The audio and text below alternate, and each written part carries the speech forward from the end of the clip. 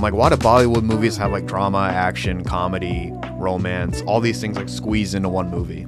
And he had like the most uncle answer ever. He was just like, we pay $12 for the ticket. We want to see all the genres.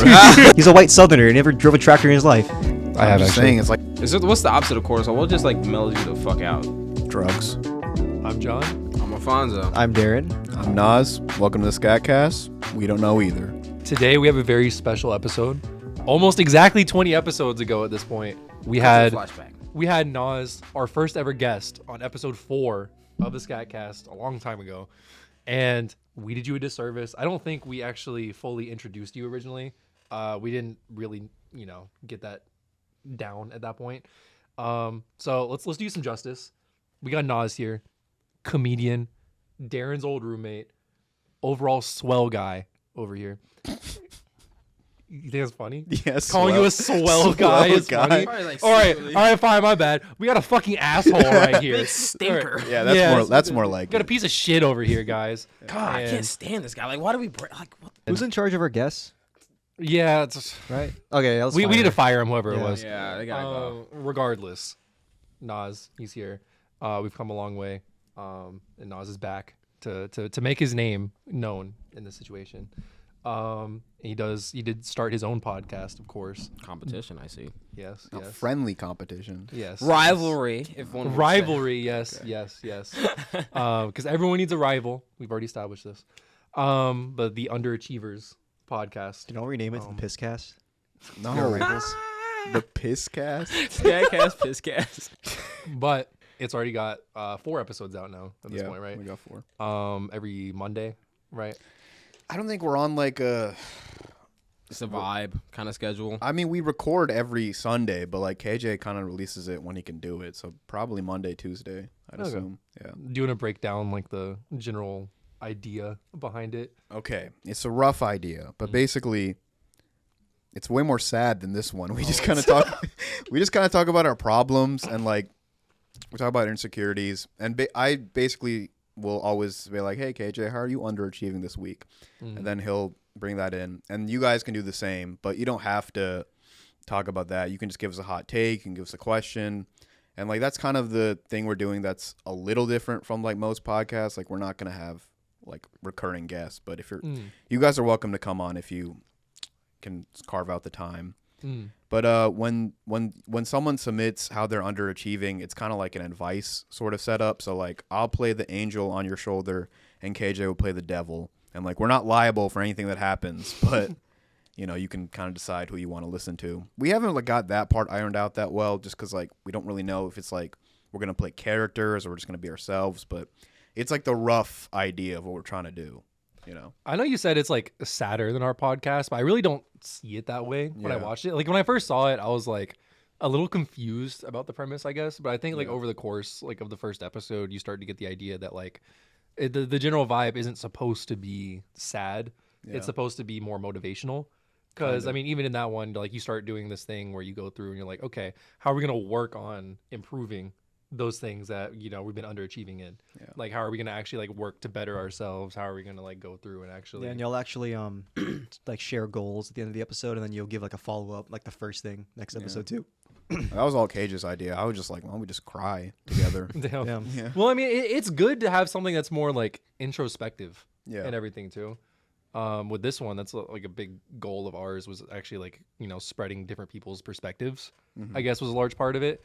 And just having something that's like taking what you're insecure about, what you're, like different things that these people aren't usually going to be privy to like actually express. Especially if you have like anonymous submissions and stuff like that, people are gonna be like way more likely to actually go through and express those emotions. And I think that's pretty beneficial to have people talk about everything.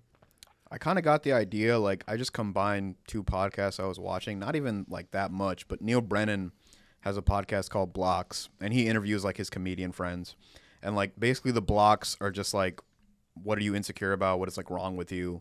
And every time someone mentions a block, like something lights up, like ding or whatever. And then another one was like this Indian couple. No, like there's an Indian guy, there's a white girl, and they're married, and all they do is talk about being married, but they have like a lot of Q&A and stuff. So I was like, what if I just combine those 2? Why not? Yeah. So you're married? Yeah, me and KJ are married. Yeah, there you go. Bro marriage. Pride month. Yeah. That's over. Pride Every Month. month is Pride Month. You should always be proud of who you are. Yeah, exactly. Pride Month Right. is every month in this room. Let's get right now. Okay. I don't know. My personal advice, y'all should just double down and be like the frowny friends to our smiling friends. I think that'd be really good. That'd be crazy. Okay. Hey KJ, this week I wanted to kill myself. Well, I think you should do it. Why didn't you? Oh, brother. Oh, what's going on in your personal life if you want to get into that? Like, I see you got some podcast moves. What's going on with the Nas move? What are the big Nas Yeah, I guess moves? speaking of like introspective stuff, yeah, just in general. I mean, I left my job recently, which wasn't like the smartest decision. I just I couldn't drive anymore, which is like the whole reason I was there. I got more than 2 tickets in like 2 years. So like that shows up. Yeah, that shows up on the report. And they're like, you can work inside the store. And I was like, it's less money, it's more stress, and like, it just sucks, bro. Like I couldn't even up my hours because they were like, you have to work the same hours and stuff. So I was just like, let me just take some time off, bro. I really want to focus on school. And like, I think I want to just have more, I don't know how to word this, but like, I don't want to work another service job. I want to like move in towards an office or something. It's more chill. What? I don't blame you. Yeah. Like honestly, service jobs, those get grating. I mean, I used to be like, oh fuck, I'll never work in an office. Like I'll do anything else. But after being in construction, restaurants, and like delivery driving, I was like, Might as you've well kind of just- worked every like branch, Yeah. really at that point. You've done blue collar work, like hands-on stuff. You've done more like manual labor service type stuff. except white collar. Exactly. Yeah. So that's just like job stuff. But I mean, I'm still doing comedy. I have this weird thing where like when I see comedians like at a show, I'm like, damn, why am I not at that show? Like it's like that. I mean, you guys were talking about a bit about rivalry, but I don't know if it's that deep. It's more just like I don't want to fall behind. Yeah, it's ambition. Yeah, It's competition. exactly. Because like you see your peers like 3 years ago were on the same level, and now some people have like advanced a little. Some people are still at the same spot. So yeah, it's kind of it. Well, I mean, it serves as a good motivator though when you have people like that to look at. I don't know. It makes you feel like you have to like better yourself to like catch up. It's like always trying to be the dumbest you always want to not be the smartest person in the room. That's always like the mindset of when I have to go into things, is that there's always something to learn, there's always something to improve. So as long as you feel like you're not where they're at, there's room for growth. Yeah. And so that's kind of where I feel like you're driven by that hunger to grow and achieve, and that's good, especially when you're trying to do, especially something as like, what's the word, as complex as comedy, because comedy is complex. It's like Comedy's hard. it's not just fart jokes. Even those will get you a couple of times every now and then. I'll lose to a fart joke. I'm man enough to admit that. I'll fuck with the minions. I'll say it. But when you get into like the deep, because even I'm like researching comedy a bit because we're trying to do some shit with that soon, and like there's so many like joke triggers. There's so many like it's psychological how comedy works, and like when you really like start to research it, and how like these like greats like Bill Burr, Dave Chappelle write their jokes, 9 times they're not telling you a fucking joke. They're like They're just telling you a story. they're telling you a story, and because you don't expect the joke to come out, when they drop it on you, it's funny because you didn't see it coming. And that's one of the biggest things in comedy. It's like subverting your expectation and kind of like interjecting something in, or even using like incongruencies to where like, you know, Dave Chappelle's talking about, oh, he fucks feet. Then he'll go into like, then he'll Realest shit I've ever heard. but then he'll go about to like how when he fucks his wife's feet, there's like she thinks he's cheating because like he's calling out someone else's name, and like it's like you see like you keep going with the story and you keep like throwing shit out, and that to me has always like been such a cool part of comedy. So I get that like when you see people grow, they're putting their own little pieces together and creating their own like little formula for their own like. I like how you said comedy's complex, and you're like, Dave Chappelle fucks his wife's feet. Well, no, so like it doesn't sound complex because it's yeah. kind of that it sounds lowbrow. Yeah. I think is what you're looking for. But I mean, at its core, it's art. Sure. Because I mean, what you're doing, like you said, you're telling a story. Yeah. The same thing you're doing Performative. with a movie, book. Yeah. That's the goal. Is you're trying to like move someone to laugh, you know, with humor and tell a story that gets them feeling a certain type of way. I mean, I always say the best comedians can take something that is like super not funny and just make it funny, like politics, religion, gender, all that stuff. Like you can get quote unquote canceled for. I think a good comedian has the ability to just like make everyone laugh at it, and like it's really hard because like I remember I've tried jokes where like it dips into serious stuff, and I just can't make it funny because everyone hears like the serious thing and they're like, "This isn't funny already." When we were at your comedy club, didn't you make a Holocaust joke? Yeah, Yo! I tried to make that work. I cut that out completely because Yeah. the idea was like I just saw people posting about like how like it was basically Israel Palestine, but I cut that part out and like saying like this is the worst thing since like the Holocaust, slavery, and all that stuff. And I totally forgot the joke, but I'm just like.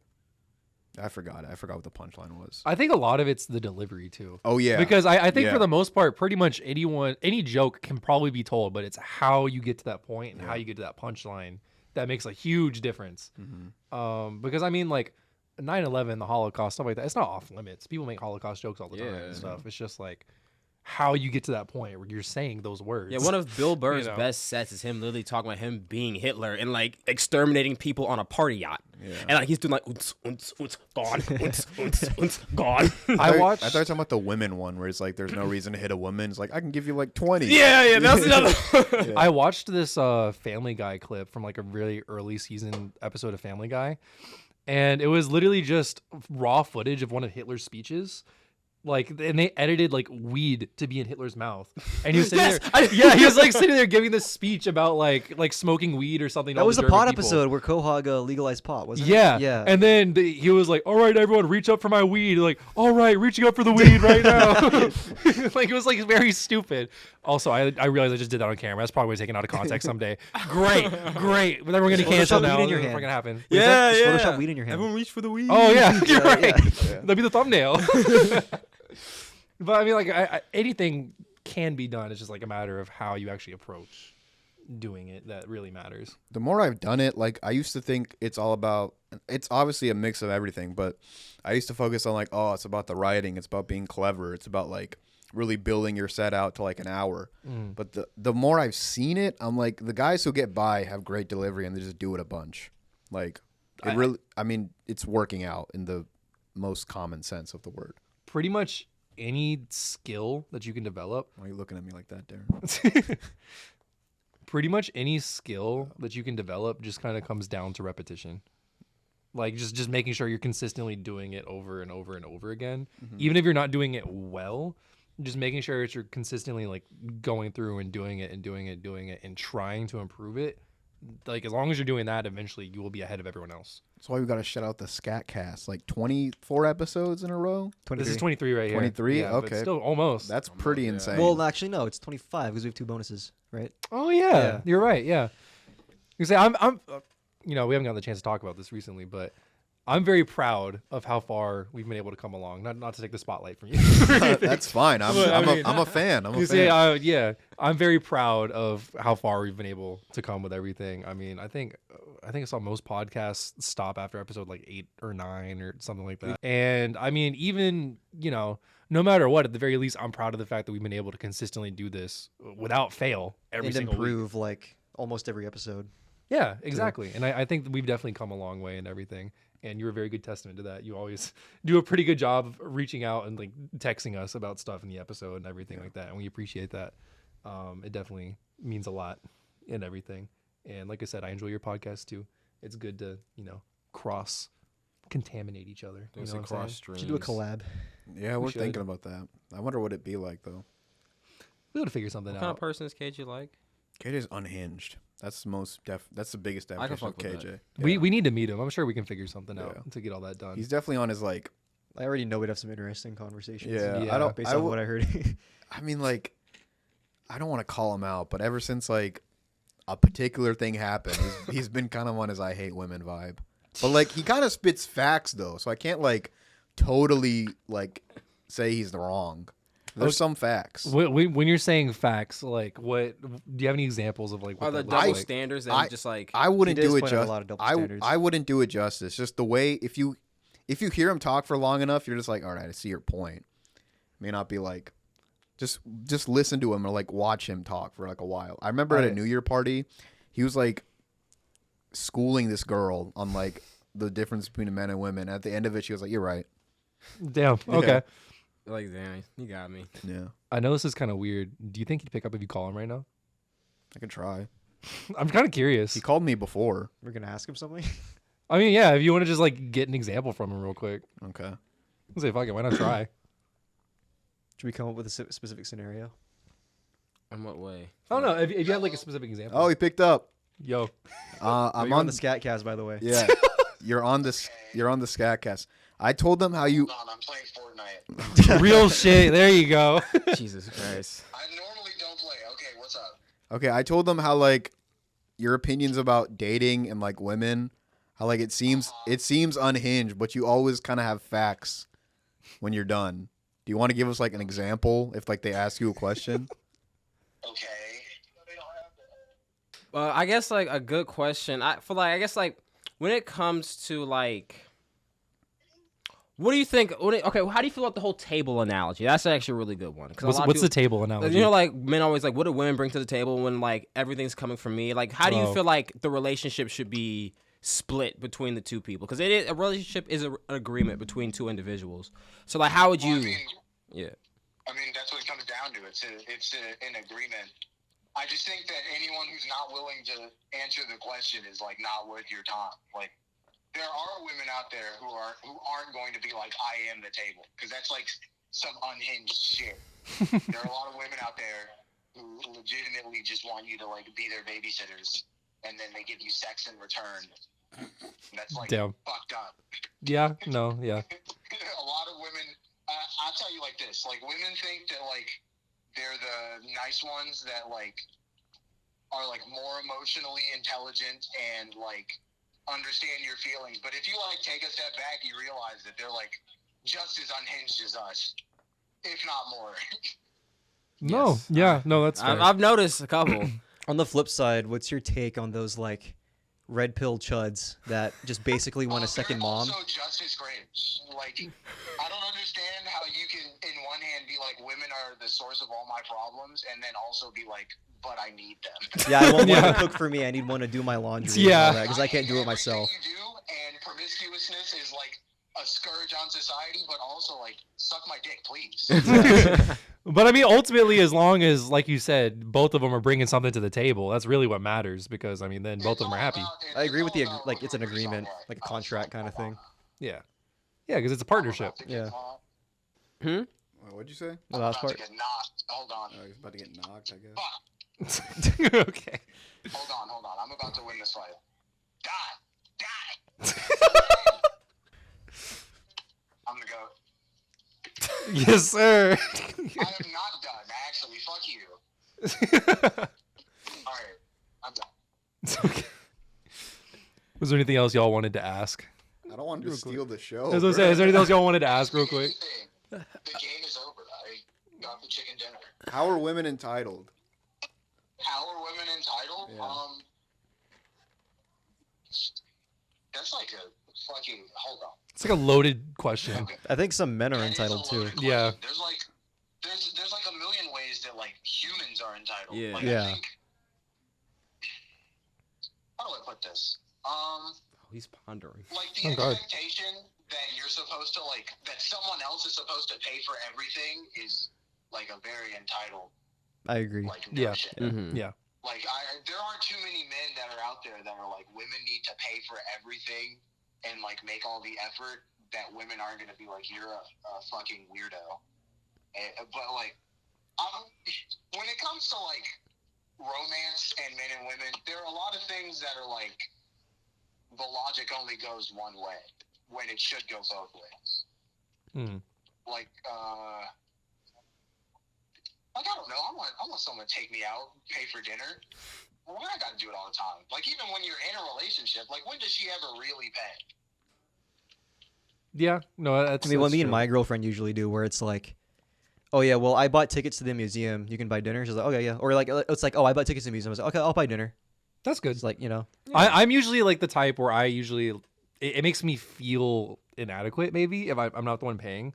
So a lot of the times it's just kind of like an instinctual If it's thing. like the first couple of dates, yeah. But if we're like in an why established does it make you partnership, feel I don't know why. Why is That's it your interesting. job to pay?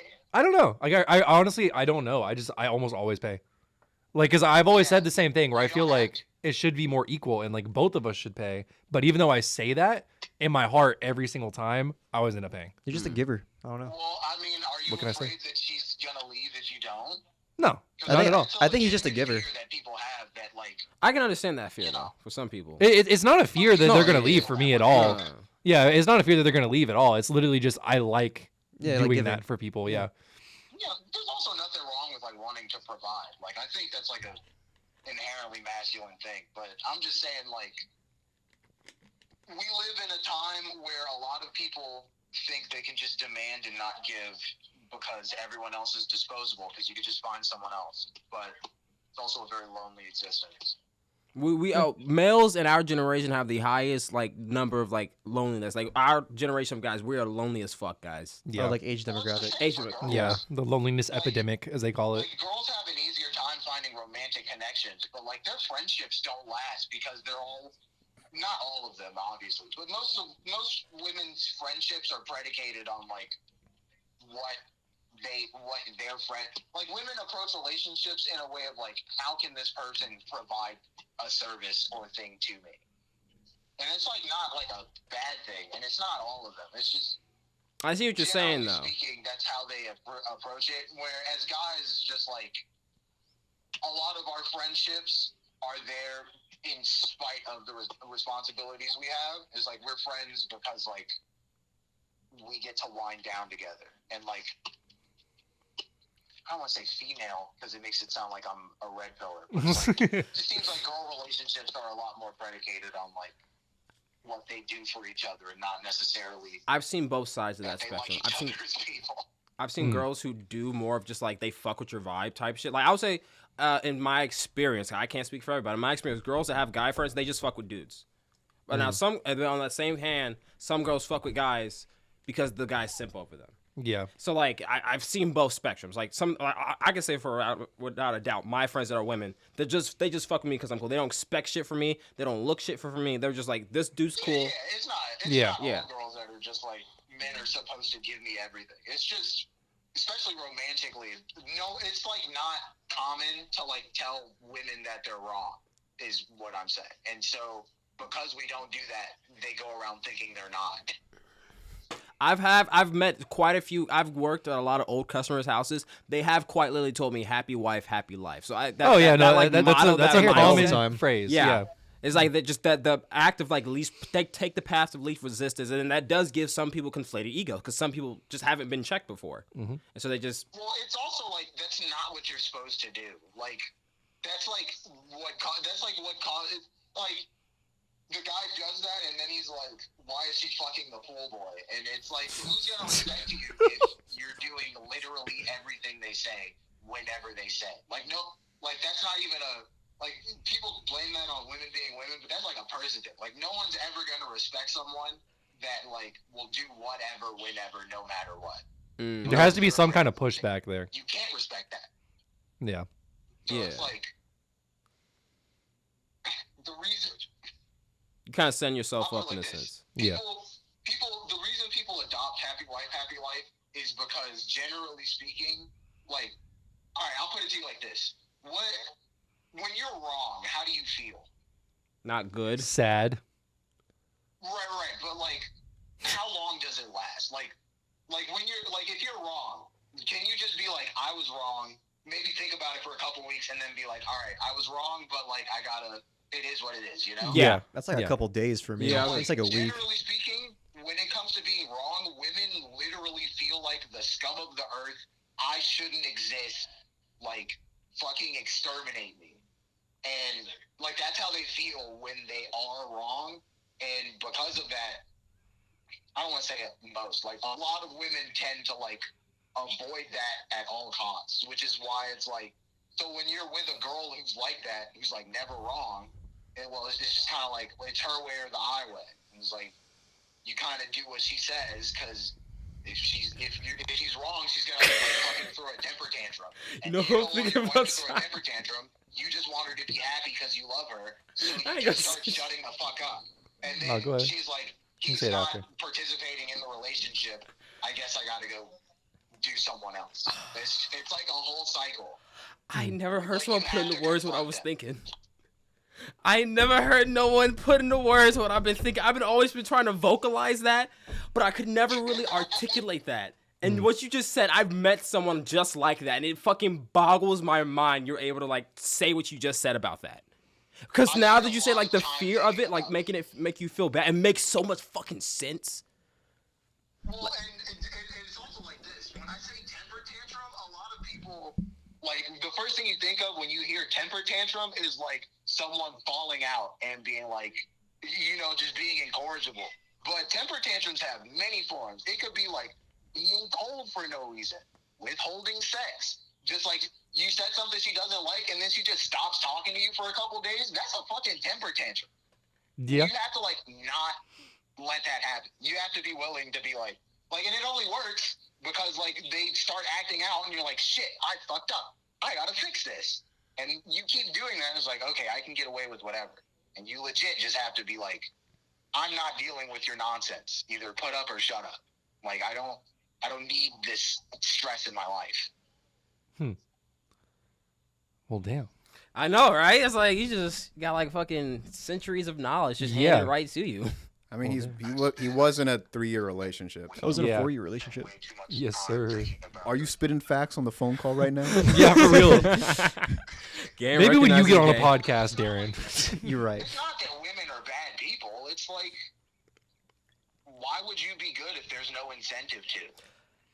That's like a scary thought, but that applies to men and women. Like, why? Like, if you're unchecked in like power or like influence, why would you? Exactly.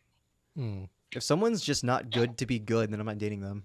Yeah, no, I agree. And that's where like the red pillars get it wrong, because like they're correct about the actual issue, and then they're like, women. They'll be like, Western women are unsalvageable. We need to go like over the seas and talk to uneducated women, and it's like. It's the same over there. Like, women are women. Like, They just do the opposite. They go just marry someone who just wants a green card and nothing else. And they're like, oh, look. Yeah, and it's like, you just have to learn how to, like, deal with people. Like, I think we're going to continue with the podcast. Thanks for tuning in. Yeah, I appreciate you, bro. Thanks for coming on. Yes, All sir. right, thank you. Bye. Bye.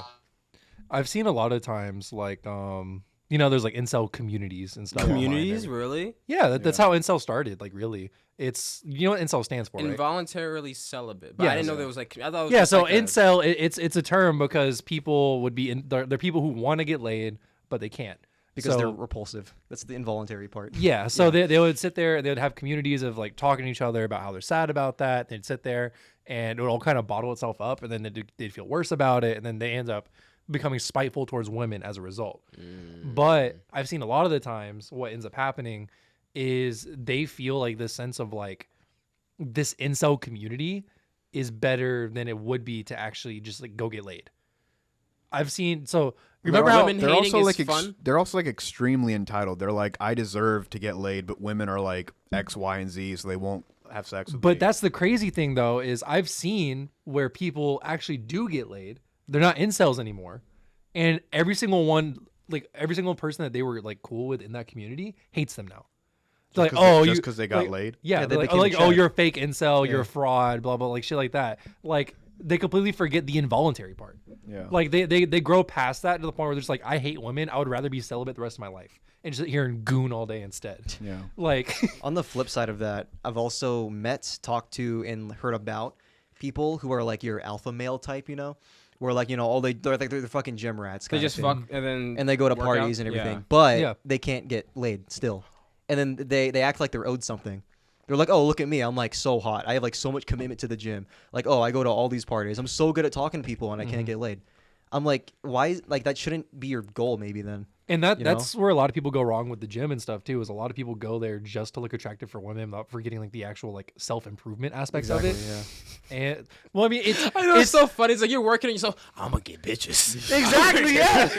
I mean, I'd be lying if I wasn't in the gym looking at a pump and be like, oh yeah, dude, the fucking girls would totally love this. I mean, I'd be lying if I didn't that's do that. part of self-improvement. But You're I'm not loving there yourself. for girls. No, you know what you're I mean? loving Yeah. yourself by saying I look good enough to where women would fuck Exactly, me. yeah. But you're not saying I look good, so women should So fuck yeah, me. so they should fuck me. Yeah.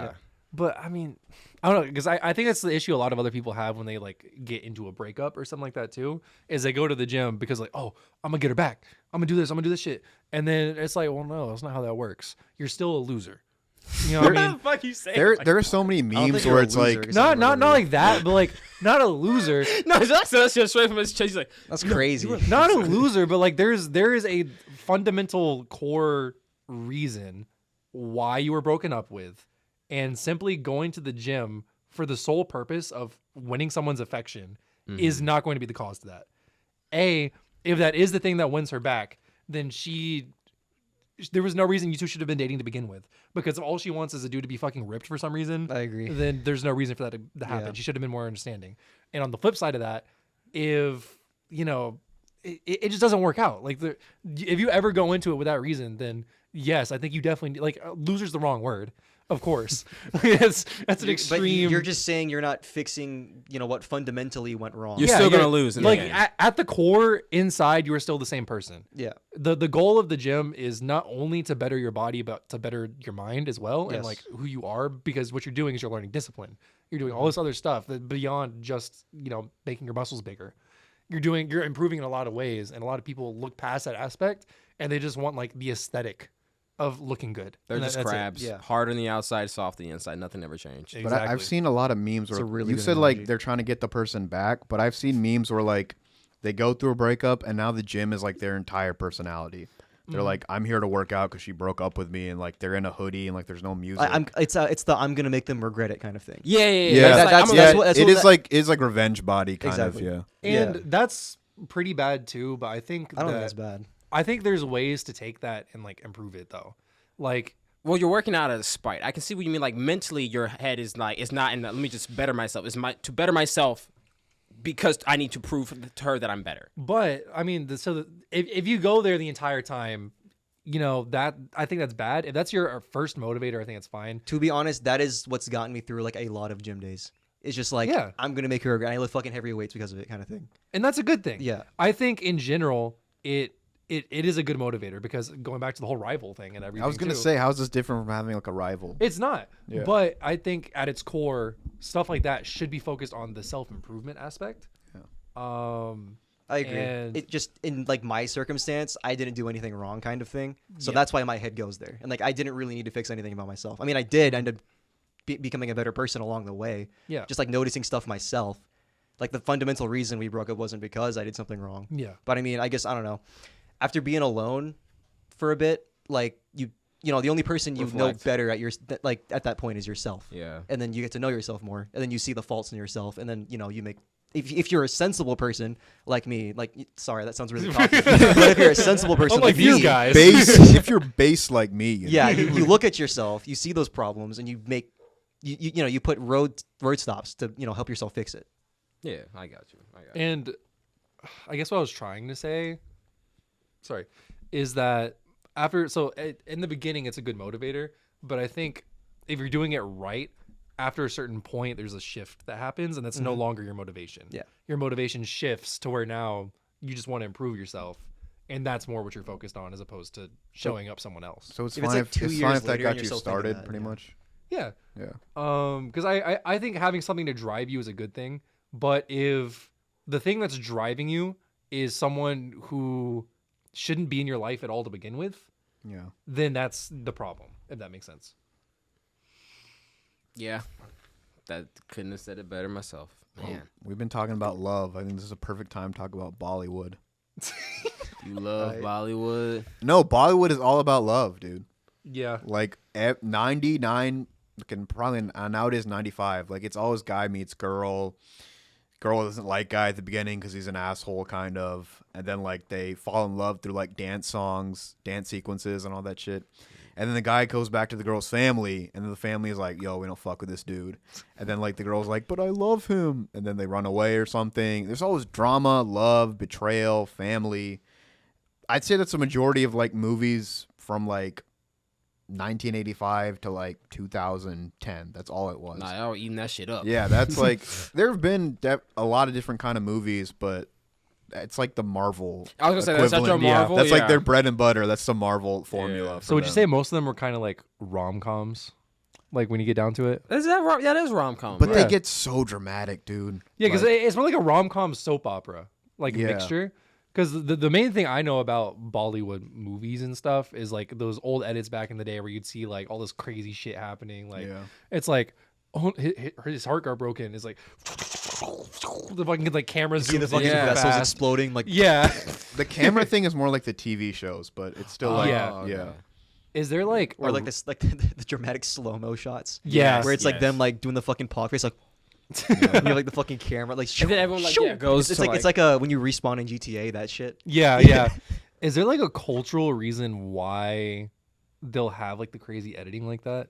Because I know a lot of the times they are influenced from like Western movies and stuff. So it's kind of crazy that it's so like jarring when comparing it. There's definitely dramatic stuff in the movies and probably editing too. But the thing you're specifically talking about is that, if I'm picturing it right, is like the random cuts and stuff and like there's lights and sound. That's more like the TV. That's like the dramas on there. But like the reason they're so dramatic is like, this might be a good explanation because Uncle told me this once. I was like 15 and I'm like, why do Bollywood movies have like drama, action, comedy, romance, all these things like squeezed into one movie? And he had like the most uncle answer ever. He was just like, you know, we pay $12 for the ticket. We want to see all the genres. I mean, that's a good. I'll go spit. Yeah. So we want to see everything. And I'm like, does it matter if it's. I think like American things are starting to do that, but they're so much more subtle. Like Bollywood is like 1 second, like they're laughing and having a good time. And the next second, like the villain comes in like a, I don't know, like a really dramatic car. And like the music shifts and everything. And we're like, oh shit, he's here. Are there any specific like recommendations? Oh, you gotta watch anything Shah Rukh Khan. Shah Rukh Khan. He's the GOAT. I think I've heard that name before, actually. Yeah. He's like the second or third highest paid actor in the world. Really? Wow. How many movies has he been in? Dude, easily more than 50. God damn. Yeah. And that's just like his run. I'm sure he's been in like a lot. Yeah. But I mean, I like Rockstar. That's like it's a romance movie, but it's about this guy becoming a rock star and pretty much, and like his origin from like normal village boy to like superstar and everything. And like he meets this girl and like they can't be together for a ton of reasons and stuff. Rockstar is good. What's it called? Om Shanti Om is good. That's Shah Rukh Khan. Sholay is like it's an older one with Amitabh Bachchan. That's like, it's like a spaghetti western kind of thing. Really? Yeah, but that's like the definition of like there's 10 different genres in the movie. Yeah, I was gonna say that in a Bollywood movie sounds kind of crazy. Yeah. There's more. Kal Ho Na Indian Ho. motherfucker with a cowboy hat. That's what I'm saying. I'm trying to imagine one of them just like dead ass doing a cowboy shit. That's crazy. I mean, like, they don't have like the same aesthetic, but they're in like a desert kind of area. Or like, I get like the vibe of a spaghetti western. Yeah, kind of thing. exactly. Doom. You got to see Doom. Doom is like a big action. DOOM? DHOOM, yeah. Oh, okay. Yeah. I'm trying to. And we got to talk about the songs, bro. Because I used to hate on this. Yeah. I used to hate on the songs, but now I like. It's like my second most listened to genre on Spotify. Really? Yeah, that and rap music, which is like a weird combination. Funnily enough, I think the few Bollywood songs I've heard I do enjoy. I can't like name any of them off the top of my head, but I know fucking obviously Tunak Tunak Tune is a joke song, but I deadass like that shit. I deadass like that song. I deadass think that song's fire, and I fucking love the story behind it too. You know the story behind it, right? What? I don't even know. So the guy who made that song, he was pretty popular already. All of his songs were like the music videos like really high budget, and it would have like all these really attractive women in them and all this other stuff. And people would always say that like, oh, you're only popular because you have attractive women in your videos. You're only popular because you have like really high budget videos and shit like that. So he was like, okay, fine, I'll make one. So he grabbed a fucking green screen and just like copied and pasted fucking animations of himself and just did that the entire video. And it became his most popular one by far. I think that shit's at like what 800 million fucking views or some shit at this point. That is a popular ass video. Yeah. I remember being like 10 and like me and my friends found that at a sleepover and we thought it was the funniest thing ever. Like we literally couldn't like breathe because we were laughing so hard. It's still funny. Like it's a funny thing to watch, but I deadass like it's grown on me to the point where actually I enjoy listening to it, which sounds silly. Yeah. That's like Punjabi music, which is like the state. I'm in Haryana, that's right next to Punjab, which is right next to Pakistan. So it's all in the north. Okay. Yeah. And I just want to put on the record, like, everyone loves RRR, but that is not Bollywood. It's like it's South Bollywood or something. I don't. I mean, I love RR. It's great. Don't get me wrong. There's like a different term for it, but it's something Hollywood, but it's like Collywood, Tollywood, whatever. Like, I think it's Tollywood. I think that's what it is. It's Telugu, so I'm assuming it's Tollywood. That is a fire movie. Yeah. Oh, I'll say That's that. great. That's a good ass I movie. like how instead of a romance, it's like a bromance. Yeah. Yeah. They're having their moments. Those South rivals. Asian movies, they're having their moment. It used to be Bollywood dominating everything, but now, like, all of India's like kind of picking up to film and stuff. What do you think about like the T-series shit and everything? PewDiePie, people just like would flame me all the time. Oh really? They're like, "F you, PewDiePie's gonna win. I've seen a lot of people like talking about like the PewDiePie T-Series shit again. That was like 6 years ago. That was so Well, I know, but it's because Mr. Beast just passed them. Okay. But a lot of people were bringing it up because they were like looking back on it and they're like, damn, that show's kind of racist. What, T-Series? No, like the PewDiePie T-Series beef. Okay. Like how? because I mean they would sit like all like imagine like the diss tracks he made and everything, right? The diss tracks were not against T-Series. Sex or Vagana. They were against the country. They were not against T-Series. If you actually listen to the lyrics, I get that. That's a lot of it's like stereotypes and stuff. Yeah. Yeah. Like he would have some lines in there that were like he was talking about how the T-Series is like correlated to like the Indian mafia and shit like that. But I mean at its core it was really just talking about Indians. Bro, Indians get it so fucking bad since like 2020, bro. Like we're always the butt of every joke on the internet. I see that a lot online. Yeah. Like I see it a lot, too. people like, hate Indians. I don't know what like people if it's a black person, if it's an Asian person, if it's a Hispanic person, like you're not gonna see people be like super openly racist. Yeah. But with Indians, everyone is super fucking openly racist to them more than any other group. I think if it's a black person, it's probably a politician who's saying like they're. Remember Joe Biden was like, "Oh, if you ain't black, you ain't voting for me." no," but he says some shit about like poor kids are just as good as white kids. Yeah. Oh yeah. Yeah. That was tough. But like I feel like with those a lot of the times it's shit that comes off like It's like street interviews. Like you just find a random person. And it's like, what race would you not date? And they always say Indian. Indians. Yeah. They're weird. yeah. Or They like have a lot of body hair. They Yeah. smell. That's always what they say. I hate Indian street food. Yeah. I saw one, it was like a meme on Twitter or some shit. It was like a picture of like just like an Indian dude in an elevator. Yeah. And it was just like everyone was like fucking, oh god, I'd have to leave the elevator. God, that's terrible. Imagine the smell. Like of all that. I was like, Jesus Christ. Dude, And- the smell thing fucked me up. I used to put like so much deodorant in middle school and high school because I'm like, I just can't. Like, ironically, I'd smell bad, but I was like, I can't smell like Indian food. I think when I was younger too, I wasn't good about that either. I think when I was younger. Well, making fun of Indians. I think part of it Never like could be good at that. no, like so I remember because this is coming from a very like Western, like I guess cultural, like different point of view. You know what I mean? Yeah. Like I remember in like elementary school, middle school, I would see a kid eating lunch and he'd be eating it like with his hands instead of like having a fork or something. Yeah. And I remember making fun of him for that. But that's because like back then I didn't understand cultural differences. I thought it was just weird. Mm-hmm. You know what I mean? Which like looking back now, it's a fucked up thing. Yeah. But like I guess like culturally wise, a lot of people don't understand what makes everything so unique and different, and people just like saying like, oh, it's different, it's weird, instead of just acknowledging that stuff is different and being like, okay, that's cool, it's good that things are different. You know what I mean? Listen, man, y'all can hate on Indians, but like we're the #1 highest earning ethnic group in the U.S. We're always CEOs of shit, CEO of YouTube, Pepsi, whatever. Like we're doing well. So like, say what you want at this point. Yeah. Oh, that was me. And I was on the butt end of that in elementary school, where Really? my mom would pack me food, and then like all the other kids at the table would be like, "Oh, dude, what the fuck are you eating? What is that? Why does it smell like that?" Or like, I remember there was one time, it was like 4th grade or something. I got caught saying I like Spam, and then everybody treated me like a fucking freak because No, of that's it. valid. And, you think that's valid anyway? But I mean, like, yeah, Spam is just like Asian hot dog meat. I don't know. Put it with anything, like fucking in your rice, eat it on the side with your noodles. I don't know. Yeah. It's great. But yeah, I bought like chicken adobo one day to lunch, and then like these kids just like bulled on me. And then I remember it was like 7th or 8th grade. All of a sudden, like K-pop and like anime and all that became popular, and then everybody's going on this whole like Asian craze with like Asian media. And I was like, where the fuck was this when I was in elementary school? Where was the love? Yeah, I was like, what the- anyway. But don't feel like what do Filipinos got? Like dancing, He said, what do y'all have? like singing, He was dancing. like, what's the fucking Fuck, where point? did this come from? I don't know. I mean, we've won like Miss Universe a couple times. Like we Yes, you like did. Yes, you notorious, did. like not notoriously, but it's pretty well known that Filipinos have a lot of attractive women. Yeah. Like the women are very attractive, kind of thing.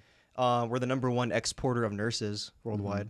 Really? It's pretty funny that I'm in school for nursing. Yeah. Anyway. But yeah, it's like also a stereotype that like Filipinos go into nursing.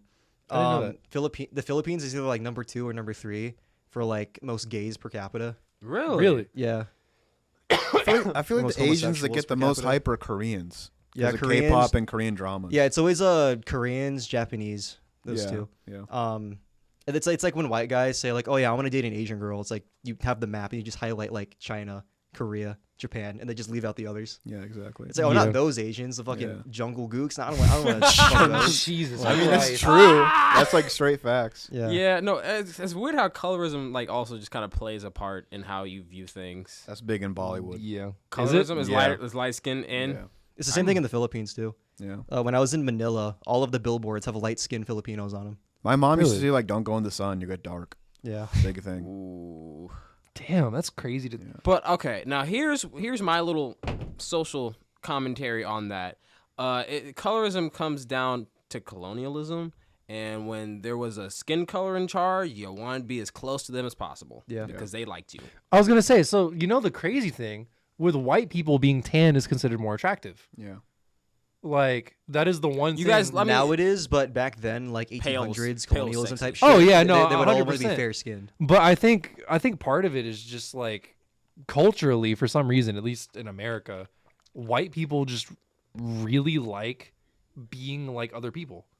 Like you see that a lot of the times, like people culturally, like that people steal shit from like rap culture and things like that. A lot of the times, All the white kids in my high school wanted to be like the Migos, pretty much. And then you have Yeah. like yeah. white saviors on like Instagram and Twitter. Okay, Yeah. well, we had this conversation earlier. What do you define white? We talk about white stereotypes. What do you define white culture as? there really isn't Exactly. a white culture. Yeah, There isn't really white culture. like to you me, are the culture in a sense because just think I was about say it. to me, it's like white culture is just like American It's culture. just consumerism. Like, It's, really- yeah, I was yeah, like, yeah, white it culture really is is. like what you've built is like an empire that was founded on the basis of your color, but then it's just kind of dissolved into where like you've given that power equally to as many people as Like- possible. But since it was already your game, just in like thinking of Like, colonialism. okay, let me say this. Okay. I don't think there's a quote unquote white culture. You know what I mean? Yeah. But there are Scottish people, Yeah. there are Irish people, I consider that European though. Italian Yeah. people, Greek people, and stuff like that. Well, I mean, because that European, that's where white people come from. Yeah, but So- like I feel like But if America's you're like- talking in the United States and you say White white culture's culture, you're American referring to culture. American Yeah. culture. yeah, America's but become its own thing. well, I mean, immigrants too, like people who come from those countries Uh-huh. over to America, they usually have little cliques that they Yeah. stay in. Like there would be like Irish communities and German Italian communities. communities, German communities, stuff like that. That's really like what white culture is like a homogenous like mixture of those different things. If that makes sense. I see what you're saying with white culture, but I would almost give that to Darren that's European white specifically. American white kind of went global. Think of it like the new Rome. What is American white culture? And no, It's like just consumerism. Yeah, it's just buying shit. I get that, but like if you look anywhere else in the world, you really don't have black culture besides in America. They have cultures specific to their own regions and but stuff like that. hip hop That's is black African culture, culture, and that's everywhere. Yeah. Yeah. Wait, what? Hip hop is black culture, and that's everywhere. That's black American culture, like at its core. Yeah. It's still broken up by demographics and everything too. Like, So what I are you don't trying to say? I'm trying to like follow. So know. white culture, it doesn't really exist. Like what would you say is Asian American culture? Asian American Be a culture. doctor. What is that not just? I mean, Could be anyone. I know. That's what I'm but, saying. like, Like, they is, love that. like, would you say there's an Asian culture in America? I would say Asian culture usually is just hyper competitive. Am I wrong for saying that? I feel like that's kind of like basis. It's just immigrant families in general. That's what I'm I saying, don't think yeah. it's exclusive to Asians. Oh, yeah. But Yeah, I'm Asians, saying, like- Asians do go hard with that. If I was But- talking about like Asian American culture, I immediately think of like Boba, League of Legends, Valorant. Yes, I can. That I comes can, to I mind. can give you that. I Yeah. can give you that For yeah. American Asians, yeah. Well, I mean, that's as fucked up as I say. It's almost more just like Korean. Like, really, that's just kind of like different stuff that you see. Like, you know what I mean? Well, you mean yeah, you see it in Korea, but I mean, like popularity wise, it translates to just Asian communities in the United Yeah, States. that's part of their identity. But it's like you have like specific Korean holidays and specific Korean traditions. That doesn't go for all Asian Americans. That's No, still you- Korean. okay, I'll I know. raise you this, John. So, But how's that any different from like Irish and Scottish and Greek? I'll people, raise you though? this. It's because it's the American substitute. Think about it. If white people don't have a true culture because you guys are American culture, that's what I'm saying. The Asian American culture is what he just defined. That's what I'm saying. The I Black wouldn't call that American white culture culture. is rap I would, and other if they're things. talking about what the fucking weird dancing with the wooden shoes thing, I would call that Irish culture. Hmm. I wouldn't call that white culture. If it was like if it was a person from like an Irish descendant doing that, like I'm like, oh, that's so cute. Look at the white culture. Like no, it's like, oh, look, it's their Irish culture. But if someone's watching K-pop, that's all of a sudden not Korean culture. That's Asian culture now. Asian no, American. I'm calling that Korean culture. Exactly. Well, we there's a whole term like that. That's Korean culture. But like how we got into the whole like he said Asian Americans like Valorant. That is an Asian American identity. The Black American identity is this. White American. Because those games are also identity is huge just- in like Japan and China, like not China, but Japan and But like that's, Japan. that's Anyway, what I'm trying to say. I Like, say Korea mainly. Yeah. what is the white American identity besides what I guess Darren has established as consumerism? What we just defined Asian American identity, Black American identity. What is white American identity besides buying shit and making shit? What about like people in the South, like tractors, cowboys, all that shit? but that doesn't go for all white Americans though. No, there's one white. That doesn't even Americans go in the for all North. white Southerners. Yeah. Yeah, but then He's a white Southerner. He never drove a tractor in his life. I I'm have just actually. saying it's like part of some kind of culture.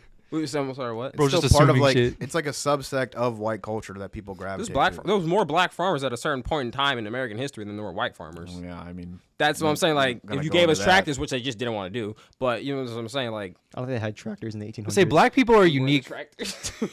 Black people are unique in the sense that they had their identity robbed from them. So that I made a new understand. Like they're like when it comes to America, I think there is a set black culture. Like of course. You know what I mean? But I think with other things like, you know, Do you think Asians in America now have a set culture where they kind of not to the same extent that black people do. Yeah, definitely not the same extent. or I'm gonna say the same thing with like Hispanics and Latinos. Same thing. Like I doubt most of them would want to be lumped into the same group.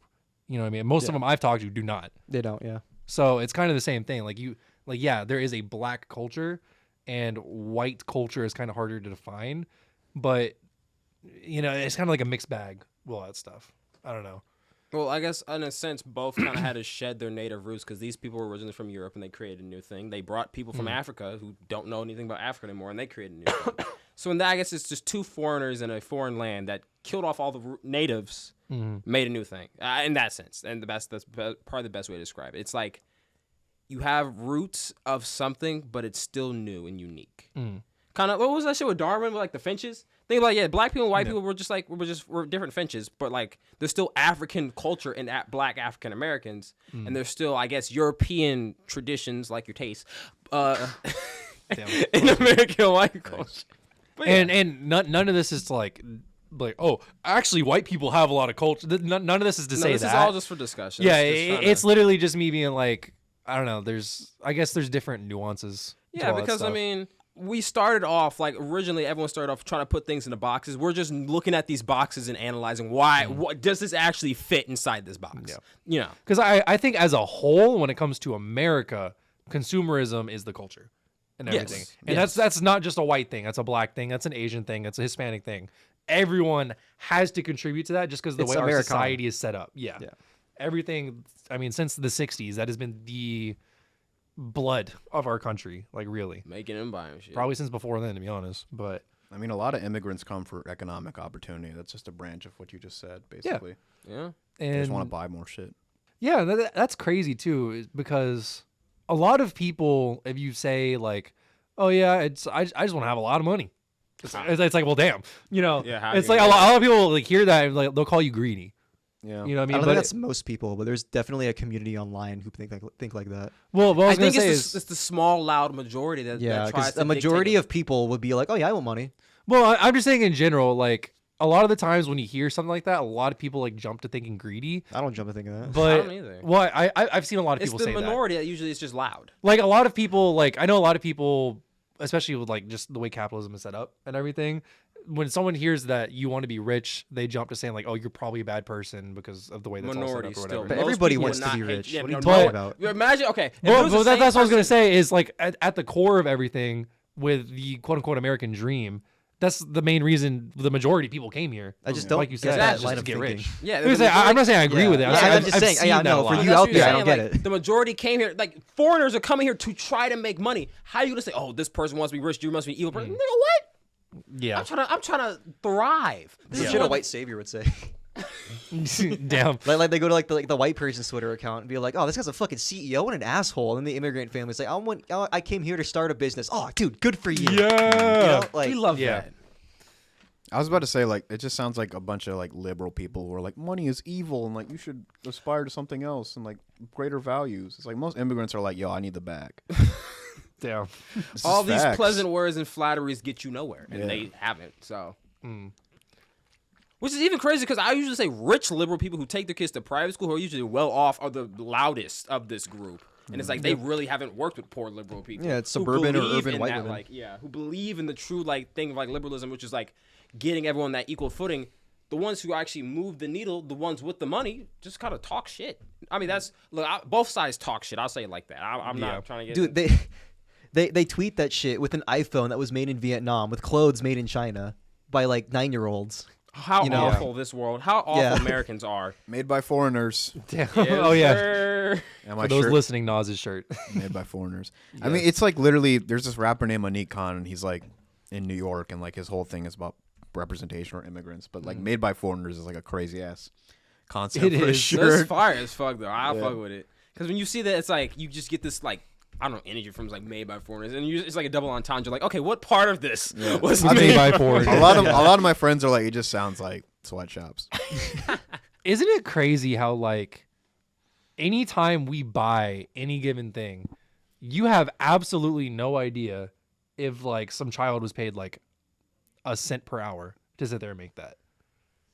That's crazy for me to think about. Like, there's absolutely no way for you to know anytime you buy something whether or not there wasn't a slave or some shit used to make that. Sadly, that's just not for you to think about because you're not the one who commissioned it. I know. We're at the end of the scale. You could say we're evil because we bought it, but at the beginning of the scale, it's like, how did this even get conceived in the first place? Who decided what the labor and ethics were going to be? Because let's be honest, we all have free will. You can make shit ethically. Now, if you have to cost more or do whatever, that's out of my hands. I'm not really sure how that would make it better because honestly, I can understand how people we just say we want to make money. Sometimes I've worked at businesses that have cut corners. Scary as it is, I've worked places that was just like, well, to save money here, to make more money here, well, let's get the child slaves. Yeah. Like, you know what I'm saying? Like, I'm not agreeing with it, but I'm saying at the end of the day, you still got your Big Mac, you still got your shirt. You didn't ask how it got there. I definitely don't think that should be the reality. And if that's the case, then maybe lawmakers and politicians should step in and regulate businesses like they're supposed to. Mm-hmm. But anyway, I was going to say that was like a big controversy with H3's clothing brand, Teddy Fresh. They wanted to like push this whole agenda where it's like, oh yeah, all these clothes are made in the U.S. Like, you know, like it's super, what do you call it? Ethical. Super ethical. These clothes are like really ethical, and because of that, they'd like have a really high price tag because they were made commercially or like here domestically. But then they shifted and they started coming from Vietnam, and then people pointed that out. And then did they get cheaper? I'll say the same price. Same price. No. Yeah, bro. and then Ethan Klein was like, "Well, I mean, I'm sorry, that's just business." So I never liked H3, bro. It seems like a scumbag. Because the thing is, it would have almost made sense if he said we can't keep up with the numbers if he made it cheaper and went to Vietnam. But he kept the same like branding of it's still worth $70 for like 30-cent labor. Yeah, and he didn't make any kind of announcement about it beforehand. He literally waited until people called him out for it. I think a lot of people, we've seen it a lot with different controversies and shit. People never own up when they're going to do some shit that they know is fucked up. People will wait. People will wait until someone finds out about it, and that's when you fuck up. That's when you start running into shit. Because I mean, a lot of the times, if you just own up to some shit, then a lot of people over quicker. A lot of people will just be like, okay, you know what? At least you know it was wrong. Like we might not like it, but at the very least, like you're admitting that there's some kind of fault here. There's a human behind there, not like because the thing is when you not start only that, acting, you have to. If you're gonna call out yourself, you have to change it. Yeah, you can't just call out. You can't call something out like that. Well, I mean, in that instance, like if he at the very least had lowered the cost, then that would justify it. But otherwise, if he's keeping the same price up there, then that's just a scam. At least that's how it comes off to people. Like obviously, we don't know business wise, like how much profit, revenue, and everything was actually coming into the business. Profit more because if the whole point was that Americans were making, they're asking for an American wage. Yeah. So if you made it in Vietnam. Well, that's what I'm saying. So, like hypothetically speaking, we don't know for a fact that he was actually making a profit beforehand. I'm assuming he was, of course, because I mean that shit sold like crazy. Yeah. But I mean, if he was like, hey, like we're barely breaking even, blah blah blah, like at that point it's like, okay, it sucks, but I mean a lot of companies do it, and unfortunately for the most part you can't. When you understand why the business had to do it, it makes the blow less painful. But if someone just tries to like pull the wool over your eyes and then just stab you from the back, you feel a little jaded and a little hurt by that, and I can understand that. And that's what I was going to mention too. So actually, this isn't like an overseas like sweatshop type thing. Crumble actually got in trouble for that stuff recently. The cookie thing? Yeah. Crumble cookie? Yeah, they had like 25 or so locations that got shut down because they were using like child labor for like, I don't know, like 50 hours a week. Like they would children like under 14. Those cookies are fucking expensive too. They are, yeah. Isn't Crumble the same brand that had like the really bad health regulation thing too, or was that Insomnia? I think it was Insomnia. Okay. Insomnia's just super sweet, so I think it might be Insomnia. Yeah. No, not that. I mean, like they had like fucking roaches and like infestations all around the place. I heard it was either Crumble or Insomnia. Every time I've been inside a Crumble, it's always been like super clean. Yeah, So I don't Crumble's know. always gives me a super clean vibe, but Maybe that's after the fact. Yeah, that might have been a cleanup thing. Oh, is But- Crumble the one that ships them to you? No, the No. big ass cookies, like the big. They're the ones ass that have like a cookies. weekly rotation. Yeah, for their they cookies and ship it to you, right? I just go to the one right here. I don't know. They might, Are they but big pink boxes when you. Yeah. It's Crumble. yeah, they probably do ship it. But it wasn't like 8-year-olds or whatever. But it was like 14, 15-year-olds. I think a lot of them were immigrants and stuff too. Like dough? Were they actually making the cookies, or were they like working in like the dough in the They were working. They were working machines that you have to be like over 18 to work. Like actually processing and making the food and like working the ovens and like shit you should not be doing legally at that age. And they were staying out working till like 2 a.m. and shit like that. When I think you're supposed to be going home at like 7 if you're working 7 while or you're 9, 15. I think was for like minors. Yeah. Yeah. Nothing too late. So they had to shut down like 20, 25 different locations because like that much shit was happening. That's a lot. Like That, it happens. They just wanted to cut costs. That's why they hired all these kids. Yes. I guess. But Yeah. Most likely, like Cheaper than paying a 20-year-old. Yeah, because Because they're gonna ask for more money. A 15-year-old be like, shit, I just got $5. What the fuck? Okay, $8 an hour. That's swell. Which That's how we used to work though. At your part, Yeah. we worked for $8 an hour. Yeah. same. Which obviously that's not like I'm sure it wasn't some big conspiracy from the fucking HQ like psst, go make sure you hire kids. I'm sure it wasn't some shit like that. Like it was just like it has to be that common where multiple places independently had decided like, hey, let's go hire kids. If it's about that, wouldn't that fall on the fault of the franchiser? Yeah, well, that's what I'm saying. Like, there's that many people independently who ran different Yeah. locations who thought that, which means that, I mean, at least to me, there's got to be like If it's just 25 at Crumble, there's a lot more businesses in Crumble going on. exactly like there has to be a shit ton of like businesses like that in America, especially like smaller owned places and stuff like that where they're barely afloat to begin with. Things like that. I'm sure there's thousands of them across the country. There's a stereotype of the Chinese restaurants. I was gonna say that, bro. You're like, You're like an 8-year-old working the cash register. Yeah, you we know saw that. that. Yeah, we did see that. Yeah. You know the food's gonna be fucking gas when you got the 8-year-old on the cash register while doing his homework. Yeah, exactly. I've seen that before. I mean, maybe not 8-year-old, but I definitely see teenagers all the time. No, we saw like a yeah. little like child. He was Where running I- the register right, and but- shit. Where I work, sometimes we get Chinese food from like a place in the same plaza. Whenever I go there, it's like the same like high schooler, Yeah. working there. Yeah. I don't know. Child labor is just an insane concept. They I mean, that's yearn like a for the family-owned business though, mines. so that makes more sense. Like, and I get Yeah. that. A lot of people do end up like working like with their parents and stuff. Like especially like, a lot of blue collar jobs. That's how a lot of people get started. Is they start like working under their parents' business. my and stuff girlfriend like used that. to work at a liquor store when she was in high school. Really? Wow. Yeah, Huh? How did that's she not get legal. there? Yeah, I was like, how'd she At get all. there? Yeah. No, that's crazy. Bro, Yeah. just put that on the record. I mean, it already happened, but yeah. Yeah, I mean, The statute I of didn't say limitations. her name. I'm not Yeah. gonna name out the business or anything. Yeah. At least she got valuable work experience. Sure. No, That job is why she detests alcohol. Oh, yeah, that's you saw valid it. because Yeah. I'm sure working in like a liquor store It's like like that, the you see Walmart some. of like places. It's like you probably see some like really fucked up people. You just like, Yeah. I really want to say no to like. Yeah, drinking because like think alcohol about it, right it's like it's almost like if a cigarette place made a cigarette store, you just see alcoholics. now. Yeah. Who else is coming here at like 5 in the afternoon? It's funny because she would like ask for an ID and then they go, "How old are you?" She's like, "Oh, I'm old enough to work here." Okay, okay. Hey, game recognizes game. That's good. Was she like in high? You said high school, right? Yeah, she was like a kid. Okay. There was like a liquor store. I would walk home from. I was like in elementary school. I'd walk home from it, and like this guy's sister was like, she was like trying to protest it one time, and I was just embarrassed. I was like, "What the fuck am I supposed to do?" Like, Protest the establishment. Yeah, she like wanted to like get petitions signed and all that shit. And like, I was like, I don't know. I want to go home. What was y'all's first job? Pizza place. I know did you start with construction? No. In high school, I was a busboy. Oh, okay. In high school? Yeah. Like at a restaurant? Yep. Was your first job? That if you count the camp counseling job, that's technically the first one, but your pie was my first steady job. It's crazy that you didn't work until you were like 18. 17. I mean, I was the same way. I started working 17. Really? Yeah. I was 16. Yeah, I think I started like right after. You started at the same place you work now, right? Or did you work somewhere else before? Worked somewhere. I've worked at like several different locations, but I was. Well, I mean, same company. Yeah, same company. Oh, okay, yeah. Yeah, I was just like what they call a courtesy clerk. I was Yeah. basically a janitor, bagger, and I was on a lot, so I'd like pushing carts. Mm. Most of my time was spent pushing in carts. Yeah. And then I would like come in early, like for my senior year, I would come in at like 6 a.m. to like clean the restrooms every weekend. Mm. That was like an awful God, because like I would go to school and then Saturday, Sunday, I wake up at like 5 or 6 a.m. to go to work, clean restrooms. That sounds and terrible. Push carts. Wait, you want it? I don't know how I did it for so long. I did like Yeah. the whole year. Well, one of the comedians has a joke about this. It's just like it's always the wrong people who worried about being canceled. Like some guy who works at Target is like, dude, Yeah. I might get canceled. And it's like, bro, you push carts in like 95-degree weather. You're already canceled.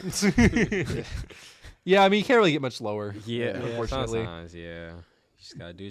Nah, this is going off of that. How do y'all feel about seeing like old people at like these type of jobs? I always feel very feel sad. bad. Yeah, Yeah. I always get a little worried. My mom always like talks about it, and I'm like, don't remind me. Well, I mean, bro. I've talked to a few of them. A lot of them is just retirement jobs.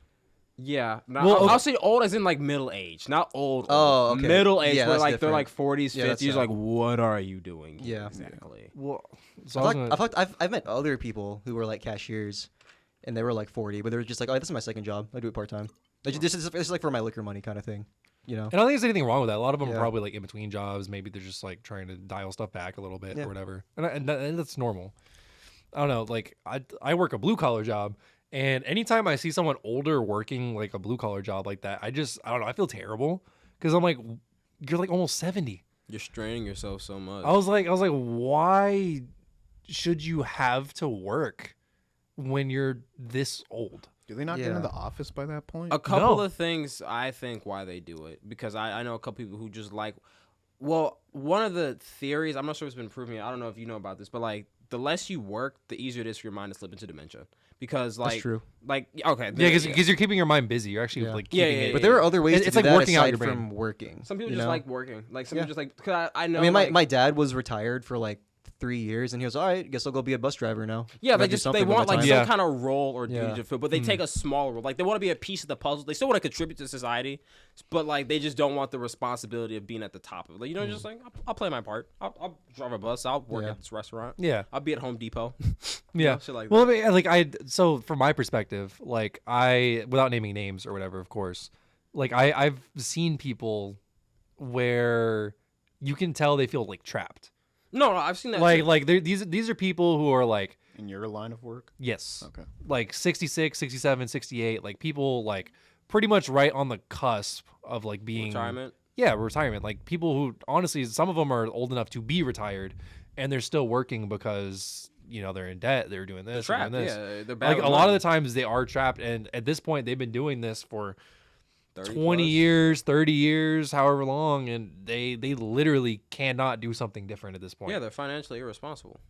Well, No, I mean, no, yeah, that is probably part of it. No, that's That is probably a there's almost large part no of it. way to say that you can do something for 30 years and you didn't save shit to get yourself out of it. Unless every year you had some tragedy for 30 years straight, there's no way in hell. Well, and I also mean, the number one cause of debt in the U.S. is school, and the number 2 is hospital bills.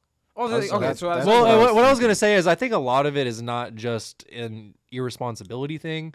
I think a lot of the times it is also an ignorance thing too. in what ways? Because I mean, Because ignorance and irresponsibility. You I can't- do not think a lot of people for a long time were ever like financially literate to the way that we are today.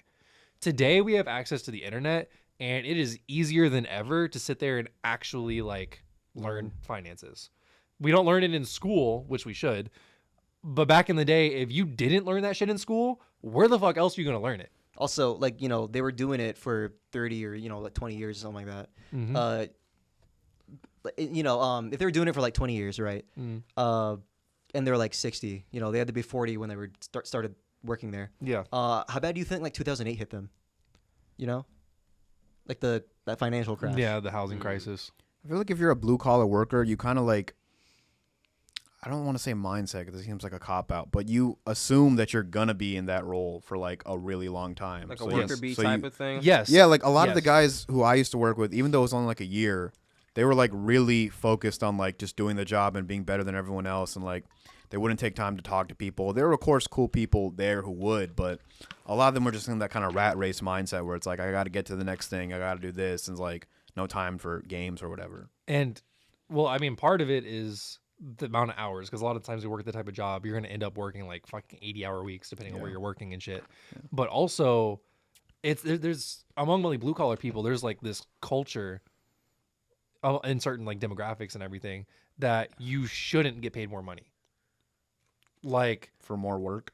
yeah, like people like there's this idea that if you do more work for less pay, you are a better worker. That is some Animal Farm bullshit. No one's fucking boxer, bro. No one's just gonna give their life away for anybody. That's free. like a CEO corporate talk. yes, But it's something that's been ingrained into people. that's some like sleeper agent. Because think beef about stick when these shit. people grow. You know, they're 60s or 70s now.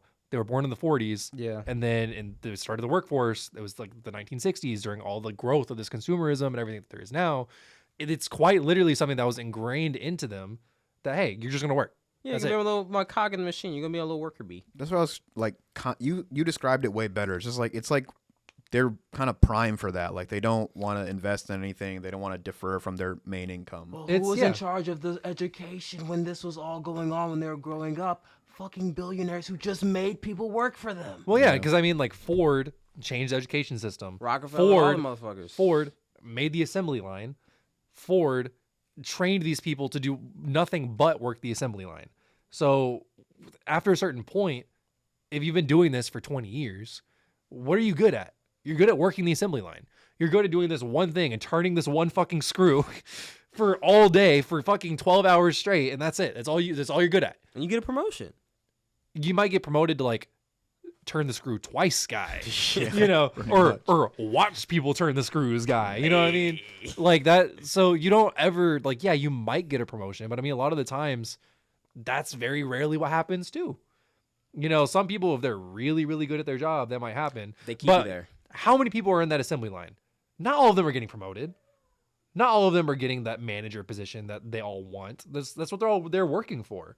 They're there because they're striving to get that position. The same way, you know, the American dream. They're sitting there trying to make more money or whatever. They're trying to like, oh, I want to go to America and get a house someday. You know, in this perspective, them getting that manager position is their house, and a lot of them are instead of trying to earn it like normal, they're competing for this one job the entire time. And then, My seventh grade social studies teacher told us that the worst way to make money in America is to work a job and just rely on that income. He's like, you have to have investments, you have to have some kind of capital, you have to have like stuff to your name, you have to have assets. Yes, That's what it is. exactly. Exactly, Not yeah. like, You need everyone buys assets. like. I feel like that's another reason I say he's financially irresponsible because I read Rich Dad Poor Dad that really early, but it does teach you a lot of common sense shit that you just don't learn from your parents because your parents probably didn't know this either. Most people end up living and dying buying liabilities. You guys know what a liability versus an asset is? Like just in like the term of economics. which is the concept that some stuff is going to weigh you down and some stuff is going to be actually worth something. Not even just that. A liability is your phone. It's your phone. Car. It's your car. It's Yeah. your TV. It's your PS5. Hell, sometimes it's either junk food you eat. They don't get you anywhere. They only dig a hole deeper in your pocket. Yep. An asset would be like if we're making like a lot of money on Twitch or something. The cameras we bought now give us more money and more access to make more money for more people and do other things. Those are assets. This right now is an asset. This is my biggest asset right now. Yeah. But like it's shit like this that I like investing and stuff like those are assets because you're putting money away to make more money. Yeah. You're not giving money away to just get a thing. Liability is just throwing that shit away. Yes, you just throw it. And I feel like that dude Yeah. who tried, he just probably buys liabilities. Yeah. You know, thinking he needs, besides maybe medication, which is probably, another That thing. is not a liability. Yeah. Yeah. Oh, it's verging on liability because it only brings you down. It's not making you money. it's only keeping It's you keeping you healthy. It's keeping you in a state to make money. It's like a net neutral. I mean, financially, I guess not. Yeah, but it's I net mean, neutral. like also technically, you won't make more money that's if what you I'm saying. fucking It's like a die net earlier. neutral. If you So- die, no money. If you keep paying for this medication, I think you should might look be at poor. assets and liabilities holistically, not just in terms of finances. You also got to worry about your own health. Also, by the way, I've been taking a class called Psychoneurological Pathways. It's basically the relationship between stress and how it affects the body. There have been like studies done in the early 2000s, in the 90s, showing like cortisol levels. Cortisol is your stress hormone. It's cortisol levels in the working class, upper class, like like managers, corporate people, businessmen, and that stuff, and then also like blue collar workers, fast food workers, like your minimum wage workers. The lower class in America, it's like a huge difference in their amount of like cortisol Are in they their super blood. stressed? Yeah, it's more stress. Yeah, There's I'd like imagine so. larger amounts of cortisol than the upper class, the richer, like what do you call it? There's less Is that shit to white worry collar? about. Yeah. White collar's like office jobs. Yeah. Yeah, white collar. Yeah. So like blue collar opposed to white collar. Blue collar just basically less financially stable. This No, is your the general mental is trend. unstable. General trend. The less financially stable you are, the more cortisol you will have. Yes. And stress, how if you're just wondering how it affects the body, long terms of stress leaves you prone to heart disease like hypertension. And also usually if you're not as financially like what do you call it? Secure? Secure, yeah, financially secure, you're not eating healthy foods. No, you're not. Yeah. You don't have the time to. You're worrying about what's going to happen to your like the little finances you have tomorrow. Yeah. You're worried about like how you're going to spend your day tomorrow. Like, are you going to be working? You need to find a new job. You don't have time to cook, And it's funny because those are traditionally considered like easy jobs. And that's like the yeah, excuse. but most people who live off of those jobs, they have to work too. Well, that's what I'm saying is a lot of people use that as an excuse to pay them less. Yeah. Is because like, they're quote unquote easy jobs, even though that proves that it honestly puts more strain onto you. Don't they call doing them like that shit. unskilled jobs or whatever? Unscalable? Unskilled. Skilled. Oh, unskilled? Yeah. Yeah. Because a lot of people say that like, skilled labor is like Yeah. a certain type of A job. white and then- collar, like a manager, something Yeah. like that. But I mean, people, which I understand that certain like managerial jobs and everything, like it might take less work, but overall it's more important. So like, It's more the role- financially stressful yes. because now you're managing other people's money on top of making You sure actually people make well, money. technically, you take on a larger amount of Responsibility. responsibility and liability. Yeah. What's it called? Risk. You have more risk. Yes. If you're working a white collar, more skills based job, because you're also in charge of people below you. Their financial security also relies on you. It's more Yeah. risk. So you fuck up, they're gonna feel your fuck up more Yeah. than you're gonna feel the fuck up, and they're probably gonna want to kill you for it. Yeah. Yeah. Not only that, you have people above you that will see that and fire your ass for it. Yeah, So, because now you're fucking with their yeah, Yeah. Well, it's all a rat race. It's funny that you say that, like with the whole blue collar and white collar thing, because like, regardless of the collar, we're all still dealing with people, and I feel like just dealing with people also, like the blue collar just doubled down in stress. I'm going into healthcare. I'm going to work in service for the rest of my life. Yeah. So God, dude. What's the opposite of cortisol? What just like mellows you the fuck out? Drugs. Fucking meth. I mean, just not having cortisol. Yeah. Well, there's no other hormone that can be like released when you're like relaxed. Yeah. I mean, there are drugs you take to do that, but generally no. Okay. Dopamine. I was like dopamine. I don't know, get a hug every day. Your body's supposed to like eliminate cortisol on its own. You're supposed to lower the level so you don't feel as stressed. But Like during exercise I mean, and stuff. yeah, Yeah. during exercise, exactly. It comes from that whole thing where it's like a cheetah chasing after the fucking gazelle. The gazelle sees the cheetah. It's gonna have a spike in cortisol and run the fuck away. That's where that comes from. But I mean, when you throw it into like humans, we're more complex beings. Like, if you get fired from your job, it's gonna fucking spike your cortisol a shit ton because you're like, how am I gonna put food on my plate now? Yeah. Kind of Yeah. thing. It's like a different kind of stress. There's other things that play into it as well as like sleep schedule has a lot to do with your cortisol level. Cranky. Your people mental be cranky. well-being, all that. It's a whole thing. Damn. It's a really cool book we read for that class. It's Why Zebras Don't Get Ulcers. The author was well, like one of the chapters was going over how increased cortisol levels and increased levels of stress and like norepinephrine and everything can leave you more susceptible to autoimmune disorders. And it's like, zebras don't get ulcers because they don't succumb to chilling. the kind of stress we do. They're chilling. Like they get a fucking norepinephrine and cortisol spike when they're being chased by a lion, not just living their day-to-day life as a fucking minimum wage worker. Yeah, so they're chilling 9 times. They're just yeah, chilling. most of the time they're chilling. Yeah. Are there like any other animals like that where they just feel stressed daily? Baboons have a That's what it very was. specific, have a very similar, like a societal hierarchy to us, where they have like a working class, and then those who are above, like telling them what to do, were like profiting, quote unquote, off of the backs of. There's monkey Those. nobility. Yes, What about there is. chimpanzees? Well, the author of the book actually did baboon studies. He would tranquilize baboons and measure their cortisol and observe how they function within their little baboon society. And he found like very similar trends you would see in like office workers and their higher ups. Their boss is pissing them off. Yeah, there were two baboons. It was Gary and God, he just sounds like a dick. no, there was one that was Gary, and then I think it was Jacob. It was something like that. There was Gary and Jacob, and then Gary was like basically an incel. He was a social he wasn't a social outcast. He was like successful kind of thing. He was like very strong, and he was like like the prime ape in that group, where he would just basically like use his strength to like have a means to his ends kind of thing. But because he was like he was isolated, he was only focused on the bag kind of thing. He didn't have like that big of a social circle. He had like kids and whatever, but he never saw them. Like he had like mates, and he never like spent time with his kids. He never saw his mates after they did their stuff. Deadbeat baboon. Yeah, he was. And he had like zero self-fulfillment. Like they would like see him just like moping around, and they measured his cortisol. And then they took Jacob, who was the exact opposite. He actually turned down being like head baboon, and he just like worked for like his fellow baboons kind of thing. Had like it's pretty funny. He had a wife and kids he spent time with, and then he had like significantly lower levels of cortisol, and his it was a better state of health too. God, don't He be was a more monkey healthy. CEO. That's all I'm hearing. Don't Yeah, be a monkey Don't be a CEO. Gary. Yeah, don't be a Gary. Fuck Gary. God. Damn. That's crazy to think about. Like, So basically, like the one who had better relationships had lower cortisol. Yeah, that's another thing. Your social circle Yeah. also can.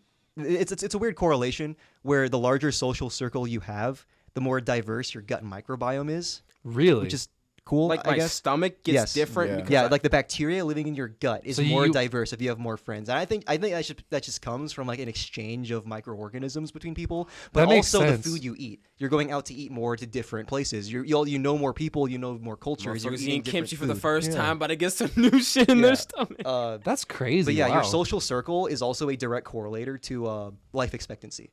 Because like if you look at a trend, like lonelier people die earlier. Yeah, there's nothing else to live for. Yeah. I've heard there's like a Harvard study where they like monitored people all throughout their lifetime, like these guys and stuff, and they found basically what you're saying. Like whoever had the highest marker of like health is not like fitness or sleep. It's actually your relationships with other people, and it doesn't even have to be like you're best friends with everybody. It's just like, do you have a number of healthy relationships in your life, and then you'll be healthier. Man, so I don't know. Sometimes I don't like to get too like into the whole spiritual things, but like sometimes just having a will to live is fucking powerful. Just having like things that keep you here wanting to hold on can really like go a long way. Because yeah, when you get like you say you're lonely, like why are you still holding on? Your body and your mind are like one and the same. To like you can like kill yourself from sadness. Like that is a thing. Like you could die from like that is a known thing of dying from like a broken heart and loneliness. Your body can just be so overwhelmed with like grief. No, your mind, not your body. Your mind influences your body. So your mind is so done. Isn't this just depression? Kind of. Well, depression also will spike your cortisol. Yeah. Yeah. So It's is kind of like a all loaded correlated. handgun because like once everything goes up, everything starts to come down type shit. And I just think it's really cool that like, okay, this is gonna sound really crazy, but I was having a really shitty day today, and yeah, but Until he got on the Scat Cast. There you go. But I heard this fucking random thing one time that you just have to smile. I was like, you ever just have a fuck day, just like fuck this, fuck that, fuck you, and then I just sat in my car and I was driving like fuck this, fuck that, and I just fuck out, because I remember the thing about smiling. I just smiled. And all of a sudden, like I it's crazy as it sounds, I just smiled. I was driving my car and I looked so weird. In the same class, we were talking about meditation. We also taught us meditation practices. That same instructor taught us how to meditate, how to like calm ourselves down if we're being worked up over something. Just to, I don't know. It's like we would do it at the end of every lecture, kind of thing. We would like do a little meditation session. There was one she taught us. It's called like laughter meditation, where you just like you could do it with people, you could do it by yourself, but you just stand there and laugh, like laugh in different ways, and then it's supposed to like calm you down. Because I know when you Smiling. So when we were doing it, we were literally just like going over, looking at each other, laughing. We'd like go over, like try and fake out each other, like handshaking and everything. Oh yeah. Correct me if I'm wrong or not, though, but like smiling, that releases some kind of like It positivity does. hormone It does. too, I doesn't it? forget what it is, but it's the same thing with like I think it's not whatever you get from hugging people. It's the same thing you get when you smile. Oxytocin? Oxytocin. Yeah. Well, even like just like that feeling of like if you sit there and you smile for like 10 seconds, like just like a normal smile, and then you drop it after 10, after like like an 10 energy, seconds. yeah. Yeah, like the entire feeling that you have changes. Jesus No, Christ. like no, really, like I was really smiling in my car and I felt better, and it was so weird because like I've always like you think it's weird to like, just be happy, but that's a mindset. Like my mind was cloudy and angry. My body wasn't cloudy and angry. My body's just here. The only thing that was having a bad time was this. Yep. Yeah. I think happiness is a skill that can be worked on like anything else. I People agree. just assume that like I have to get a certain thing to be happy. Back to that consumerism. I think America tells you all the time like just get the next thing and you'll be How happy. is you gonna sell something? Yeah. You have to sell someone happiness. That's what Yeah. America is. You're selling happiness. Exactly. Well, and we're constantly like on the move for something too. Yeah. Like we're constantly have something to work towards, something to work towards. So until we have that thing, we're not going to be happy. But then once you get that thing, you got something else to You work need another towards. thing. So But you're never going to be you happy. realize like you're normally the most happiest when you like are Have fine nothing. with everything you have. Yeah, or- Like in the moment you're just happy. You don't have to be like what's going to happen tomorrow, what happened yesterday. Just like right now is enough. That's when I'm like the most happiest sometimes. Well, Yeah. this is gonna sound really crazy, but I've been listening to a lot because I haven't been super religious, but I've been trying to understand myself. So I've been listening to a lot of like philosophers, a lot of people who think inwards, who think about themselves, they think about human nature and the human experience. Alan Watts is a guy I'm listening to right now, He's dope. and He's honestly, you've listened to some of his stuff. Yeah, it's really trippy. You have to live. The happiest you will ever be is in the now. Yeah. And it's not that you shouldn't worry about tomorrow in the sense of like you shouldn't like I don't know have dreams and goals, but stressing and worrying or contemplating things that have not happened yet get you fucking nowhere. Yeah. So like in a sense, I've been trying to take it day by day, and so like I've been telling myself I'm trying to work out forever, and I just saw this video on YouTube today. It's like sometimes the easiest way because Albert Einstein, if y'all didn't know this, didn't consider himself smart. Yep. He thought he was a regular guy in the room. He's like, the reason why Albert Einstein is considered smart by so many people, but considered himself a regular guy was how his thought process worked. Whenever Albert faced a problem, most people, when you face a problem, you get into your head and you avoid it. Most people take the path of least resistance. Albert's whole mindset thing is, okay, what the fuck is gravity? I don't know. What do I know? Well, I do know things fall down, and that's where he started. That he would just have like an idea, like the video basically says when you have no direction, Do something. do something. That's what my AP physics teacher But like told you us. have to go somewhere because the thing is, we all work through. You're not gonna get it the first. No one gets anything the first time. He didn't fucking get the theory of relativity the first time. But if you don't start, what's the word? You can have wind in your sail, but if you don't have a direction, your boat's fucking useless. Yeah. So pick a direction. If you're trying to do comedy, if you're trying to do medical, if you're trying to do this podcast, just go. Like I mean, in the sense like that's probably the best example is what we're doing right now. We were all just talking about this and like we just went. You know what I mean? Like. Just 23 do it. episodes ago, we were just like, yo, it'd be so funny if we were like furries and some.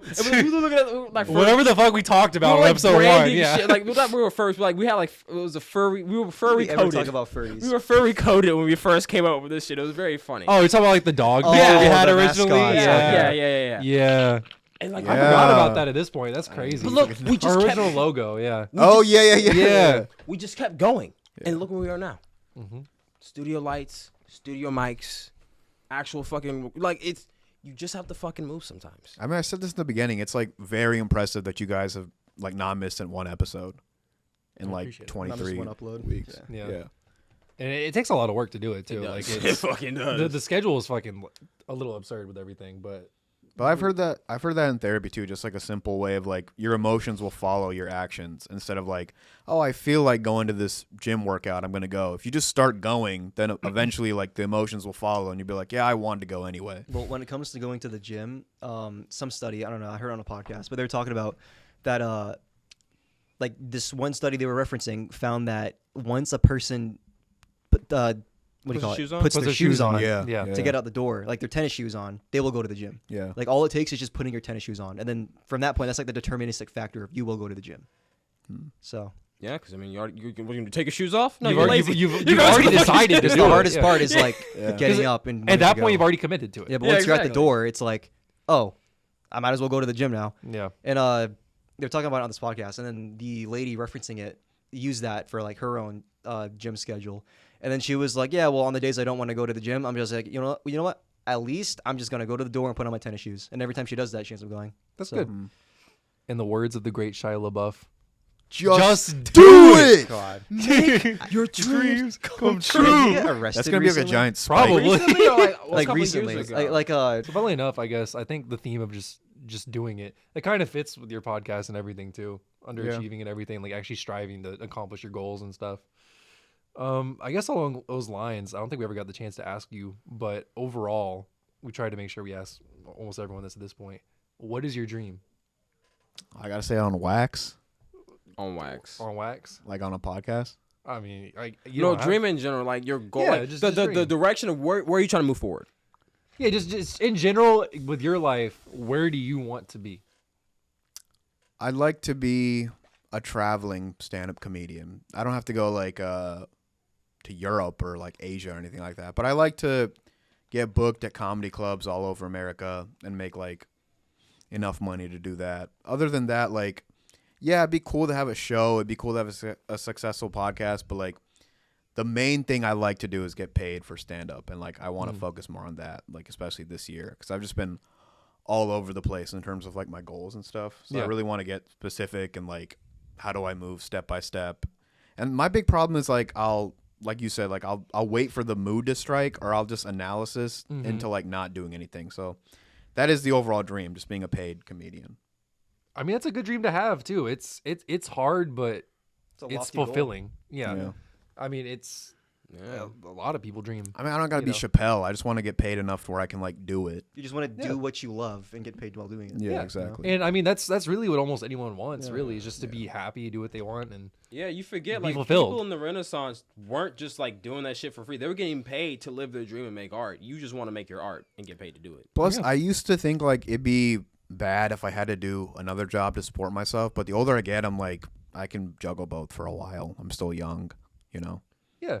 I mean, you have plenty of time to get to that point and everything. Yeah. But I mean, as long as, again, you just do it, you go through, you practice and everything. I mean, you just learn from doing it. That's how you actually learn how to do it. You just keep doing it. it. The best teacher. I'm a firm believer that if you set your mind to something, really, if you just start telling yourself it's going to happen, it'll happen. Yeah.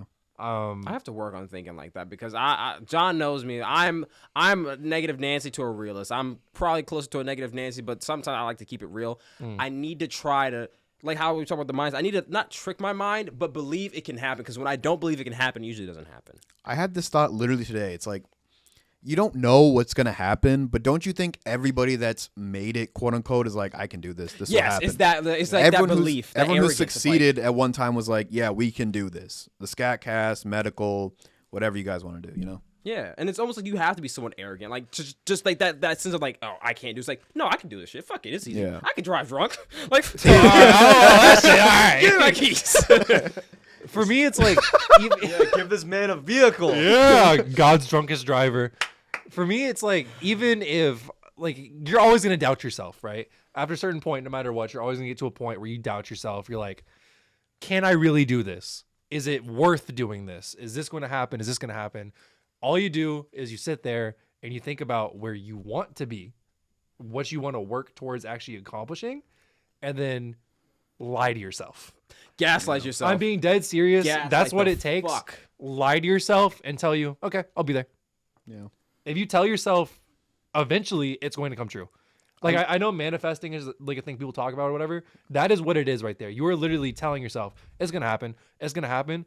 And when you do that, you tell yourself that so much that it becomes real. You put yourself Perception on that path. is reality. Yeah. And eventually what happens is when you're perceiving that as reality, it's going to happen. I don't know how accurate this study is, but it literally, I saw on Instagram, it's like 85% of our problems we create in our head. Yes. So if we create all our problems, then we can hypothetically create the solutions and like what we need to But hear that's from the thing. You're ourselves. so Exactly. busy because you never think the problem is you. Yeah. If 80% of your problems are you, And the solution is you too. no one ever thinks. So you always think out because we're so focused on the outward, we never think in. Yeah. And so I feel like that's also part of like, you have to, like, when it comes to like, that's why I like philosophy more than I like religion per se, because it deals with dealing with yourself. And I think once you understand yourself, you can't understand any type of deity or any type of relationship with anybody, people, another, until you understand yourself. Yeah. And I'm still trying to figure out who the fuck I am right now. Yeah. But like, when you get to understand yourself, nothing can ever bother you because you know who you are. I still think like I used to be on a huge philosophical kick, and like I'd explore a lot of different videos and stuff, but like I would still go back to like the best thing is experience. Like you can read anything, you can like go to a teacher, you can pray or whatever, but if you experience things in life, you're gonna learn more about yourself. Yes. That's true too. That's true. All right, y'all got anything else? Is there anything else you wanted to add? I don't think so. Subscribe to the Underachievers Podcast Yes, and the Scat Cast. And where can they find you? Like Instagram? I mean, like Well, your Underachievers. podcast. Yeah. Oh, and it's on Spotify. Just Spotify? Yeah. All right. The Underachievers Podcast, we'll have a link down below for sure. it and everything so you can listen to it. Other than that, Darren, would you like to give us the shout outs Well, for today's episode? you definitely want to be sure to like check out Cell Raise, dude. Hell That's yeah. the Cell easiest way to make Raise. money online. Like, you want to make money? Fucking go for it. Use Cell Raise. I mean, Yeah. just download it. Chase the like, bag. you know, link Yeah. up your Amazon, eBay, Etsy, fucking Mercari accounts. You know, put on your listing. You know, those like fucking shoes you don't use anymore. Just sell it. You're not using it anyway. Yeah. Just, you know, sell them. Their AI will help you automatically make a listing and generate a fair price for you. And then, you know, once you press that button, it'll automatically go up to all your accounts, and then you just wait for a buyer at that point. Yeah. You know, so You've been easy. thinking about selling them for a while. Yeah. Just do it. So easy, your mom could do it. That's how easy they made selling online. Is that their slogan? Huh? It's that their our slogan? slogan It's for them. ours. Yeah, it's our slogan for them. Well, that's yes. what they wrote on the document they sent me. Anyway. Okay. Yes. Well, thank you guys for tuning into this episode of the Scat Cast. Remember, new episodes are going to go up every Wednesday morning. You can find us on Spotify, Apple Music, Amazon Music, anywhere you listen to podcasts, and now YouTube for video content. If you liked us, please make sure to leave a review.